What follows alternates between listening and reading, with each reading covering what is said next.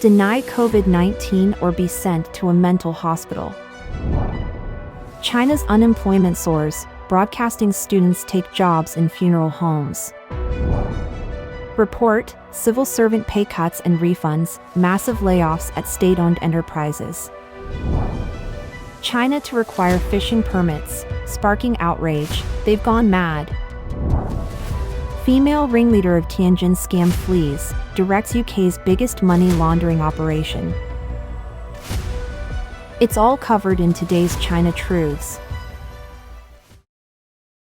Deny COVID-19 or be sent to a mental hospital. Dr. Liu, a senior physician from a Chinese hospital, recently told the Epoch Times that the COVID-19 pandemic continues unabated, with the virus being as potent as ever, perhaps even more aggressive than initially. In this context, he said the Chinese government is going crazy in its strict control over doctors. All doctors and hospitals who treat epidemic patients are now subject to constant surveillance, as follows. As consulting doctors, they are not permitted to enter patient wards freely. General practitioners handle these areas. Their movements are limited to 2 routes, between our homes and the hospital. Government officials, from bodies like the People's Congress or the Political Consultative Conference, monitor them even at home, sitting in their cars and preventing them from leaving. Even a simple trip to the supermarket is monitored, with 2 police officers and a government worker trailing behind. They now are banned from driving, as well as biking and using electric bikes. These doctors are forced to walk both ways so the police can keep tabs on them. The controls are incredibly strict, and it's unclear why they need to be this stringent. Dr. Liu said, furthermore, they conduct thorough inspections in the hospital daily after we leave, ensuring no documentation or even a scrap of paper relates to the epidemic. They're watching obsessively, as if they've lost all reason. When asked if this level of scrutiny was widespread, Dr. Liu replied, "It's uniform across all hospitals, it's a nationwide directive. It's as if they've gone completely mad." Even the head of the Domestic Security Brigade was unexpectedly dismissed, and many others have faced similar fates. He also described the hostile environment during administrative meetings. Superiors don't just speak to you, they start yelling right away. It's all highly abnormal, as if everyone's gone mad. I can't make sense of what's happening anymore. Furthermore, in several high-level meetings, led by the local health bureau's leadership, 3 key directives were reinforced: no mention of the pandemic, complete suppression of any pandemic-related data, and instructions to deny any connection between patients' conditions and the pandemic when queried, threatening staff with consequences tied to their retirement benefits or even hospitalization in psychiatric wards if non-compliance. Dr. Liu characterized these practices as part of a broader, nationwide effort to erase any traces of the government's pandemic response, including vaccination and testing records. In late February, sources confirmed to the Epoch Times that the CCP has mandated the destruction of all COVID-19-related information across China's healthcare system, aiming to obliterate any record of the outbreak or the government's handling of it. China's unemployment soars, broadcasting students take jobs in funeral homes.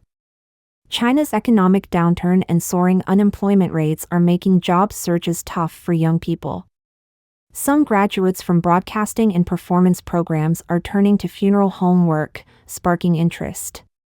In detail, the Shaoxiang Morning Herald reports that the Minjiangshan Funeral Home in Changsha has hired several new employees, all born after 1995, dressed in black uniforms. Among the new hires, Li Jijie, born in 1998 and a broadcasting graduate from Guizhou Normal University, and Ping Qiqi, born in 2000 and an acting graduate from Tianjin Normal University, had no previous experience in the funeral industry. They were among 27 new staff recruited on February 3 for various roles including ceremony hosts, proxy writers, ritualists, and embalmers. Ping Qiqi, encouraged by her family, has adapted to her role as a ceremony host, overcoming initial surprises and learning to manage the emotional needs of grieving families. Her coworker, Li Jijie, also finds the job as a host less stressful and adequately rewarding, providing him the stability he needs as he plans for his future. Another person is Ho Fengzhu, a graduate of modern funeral management, began her career in funeral services in Hangzhou in 2016 and transitioned to providing proxy memorial services in 2020. She has noticed a growing acceptance of her profession. Both Ho and her colleague initially faced family resistance when choosing their careers, as their families were concerned about the social stigma and would make it difficult to find a partner. Amidst these personal stories, broader economic data paints a grim picture. China's National Bureau of Statistics reports that the February unemployment rate for urban non-student workers aged 16 to 24 was 15.3%, up 0.7% from January. This age group's unemployment rate remains disproportionately high. Experts suggest that the CCP officials conceal the true situation, implying that the real numbers might be even more dire. Fang Songyi, from Taiwan's National Defense Security Research Institute, critiqued the latest figures to Radio Free Asia, pointing out that they exclude college and university students, which skews the data. He questioned the accuracy of these figures and whether they truly reflect the full extent of youth unemployment. Last July, Peking University's associate professor Zhang Dandan argued that if the 16 million lying flat and financially dependent non-workers were counted as unemployed, the real youth unemployment rate in March of the previous year could have reached 46.5%. Report: Civil servant pay cuts and refunds, massive layoffs at state-owned enterprises. China's economic downturn has triggered widespread layoffs and salary cuts across the country, with numerous private enterprises and even government sectors affected. An anonymous source in the education sector from Anshan, Liaoning, has disclosed that due to depleted local government funds, civil servants are facing significant pay cuts.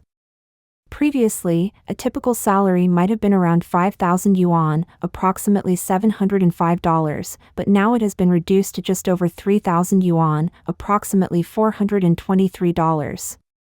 Moreover, these civil servants are being pressured into donating money, which in reality means taking out loans they are unable to repay. This coercive practice often involves large sums, potentially as much as 100,000 yuan, $14,102, or more. Failing to comply with these forced loans could mean losing their jobs, pushing many to consider being forced to leave their positions. Mr. Zhang, a civil servant from Wuwei, Gansu, reported that while key government departments like the Tax Bureau and Public Security Bureau still enjoy full benefits, most other public sectors have seen a complete elimination of perks, leaving many government employees without any benefits. In China, the financial strain is even more severe for private sector workers.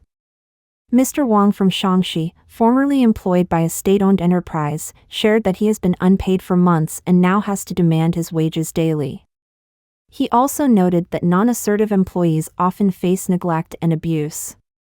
He pointed out that although civil servants and employees of state monopolies are slightly better off financially, sectors such as agriculture and the postal service are struggling significantly, with drastic cuts affecting their ability to pay full salaries and bonuses.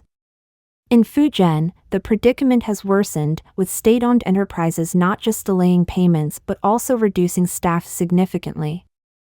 Mr. Su from Fuzhou reported that layoffs are rampant, affecting about half of the workforce in these companies.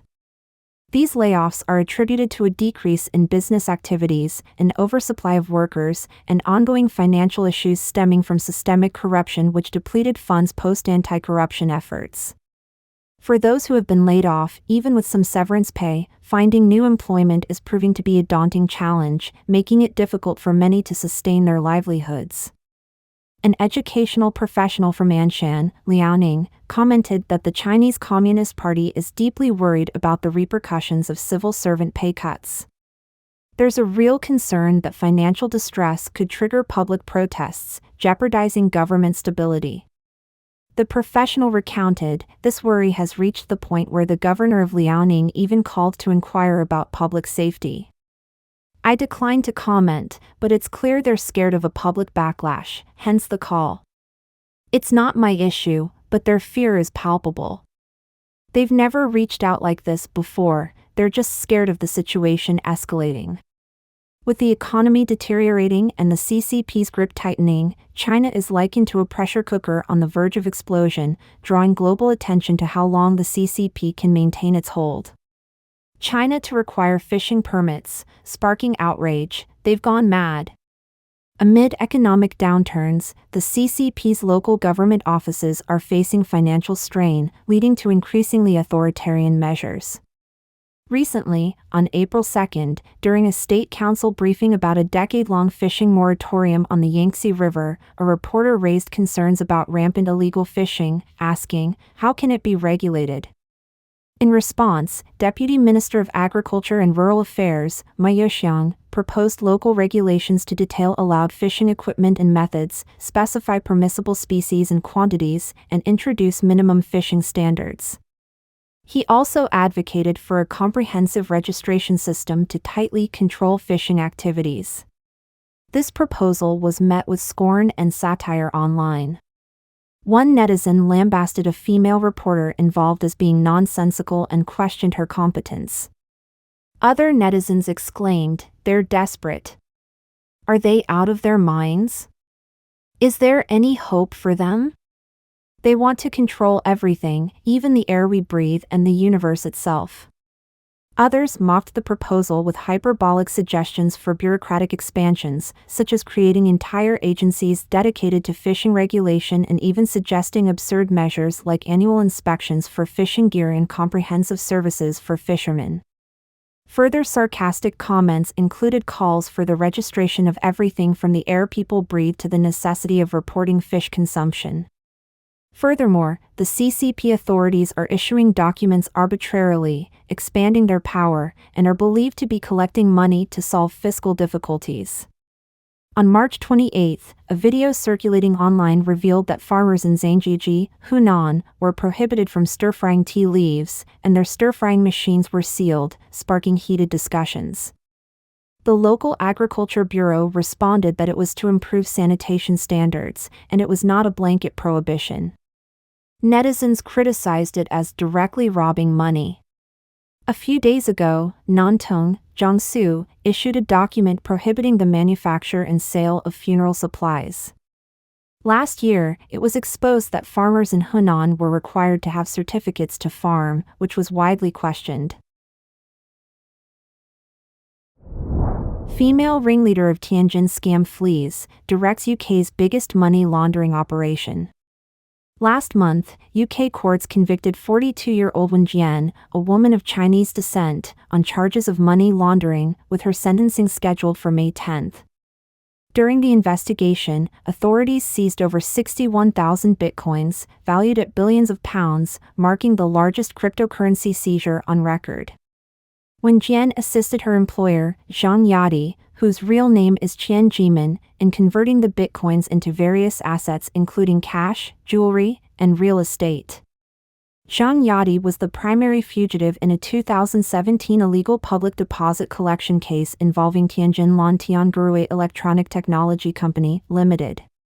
This case involved over 43 billion yuan, about $6.06 billion, affecting nearly 130,000 people across all of China's 31 provincial-level divisions. At the company's inception, Qian Jimin persuaded Ren Jiangtao to become the sole shareholder and legal representative by offering high salaries and bonuses. She also had Ren open a Huobi cryptocurrency exchange account to buy bitcoins, assuring him she could manage any potential problems. In July 2017, Qian transferred tens of billions of yuan worth of bitcoins from Ren's account to her laptop and absconded, leading to the financial collapse of Laundering. The company subsequently paused dividend distributions, citing the need for a financial system upgrade. By late 2017, as mainland police were launching an investigation, Qian had already secured a new identity through an investment immigration program and was preparing to flee using a counterfeit passport from St. Kitts and Nevis to enter the UK. Despite arresting 50 suspects, police failed to capture Qian. Mainland netizens expressed their frustration, questioning which high-ranking official might have facilitated her escape and criticizing the government's financial oversight. Notably, in December 2017, Tianjin police formally began investigating Laundering for illegally absorbing public deposits, but their announcement did not mention Tianjin. When Jian met Tianjin in the UK and was hired as her housekeeper with a monthly pay of £4,000, about $5,055. Her role allowed her a lavish lifestyle. She lived in a luxurious mansion, drove a high-end Mercedes, and made extravagant purchases at Harrods, as well as acquiring expensive jewelry and properties abroad. When Jian's responsibilities extended beyond managing Qian's finances and converting bitcoins into cash, Zhang assured Wen Jian that she owned all the bitcoins they were spending.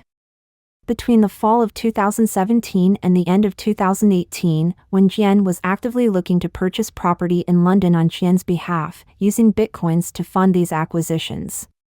They were interested in 2 North London estates, priced at £23.5 million and £12.5 million respectively, about $48 million in total, both equipped with amenities such as swimming pools, private cinemas, and gyms. However, their inability to adequately prove the source of their funds or clarify the origins of the bitcoins led to the collapse of their property buying efforts, drawing the attention of the UK's anti-money laundering authorities. On October 31, 2018, a police raid on the mansion they shared uncovered 48 devices, including phones and laptops, along with thousands of digital files. This evidence helped trace the digital wallets holding the bitcoins. After an extensive investigation, the police recovered 61,000 bitcoins and connected them to an illegal fundraising operation in China. Wen Jian claimed in court that she was unaware of the bitcoin's illegal origins and was deceived by her boss. Nevertheless, UK prosecutors argued that Wen Jian likely knew the funds were illicitly acquired. They noted she not only helped disguise the money's origins but also strategically avoided travel to countries with extradition agreements with China while with Zhang. They also highlighted her internet searches related to extradition with Sweden and their frequent car trips, designed to evade border scrutiny. The UK and China do not have an extradition treaty. What about the 61,000 bitcoins held in the UK? Is there any hope for Chinese victims to recover them? According to its Caixin report, under British law, if no other claims are made on these criminal assets, they are typically divided, with half going to the UK Home Office and the other half to the police force. The UK police have confirmed that they have yet to receive any requests from China for the recovery of assets. A hearing to address the proceeds of the crime is set for September 2024, at which point decisions will be made regarding the fate of these assets. The self-media Li Dan FinTalk mocked that due to Tianjimen's actions, the savings of nearly 130,000 Chinese individuals might ultimately be confiscated by the British government. Over the past couple of years, several local police departments in mainland China have announced initiatives for victims of the Laundering scam to register for a refund of their investments, stating that the refund process has been initiated. One registered investor told Caixin that they expect less than 10% of their money to be returned. Commenters from mainland China have noted that the low cost of orchestrating frauds under corporate facades and the absence of a rigorous regulatory and claims system are primary contributors to the prevalence of fraud, which in turn causes extensive social issues and consequences. Let us know your thoughts on today's topic by leaving a comment below. If you found this video helpful, please share it with a friend. It inspires us to continue creating more quality and reliable content. Don't forget to like and subscribe for more interesting insights from China Truths. Thanks for tuning in.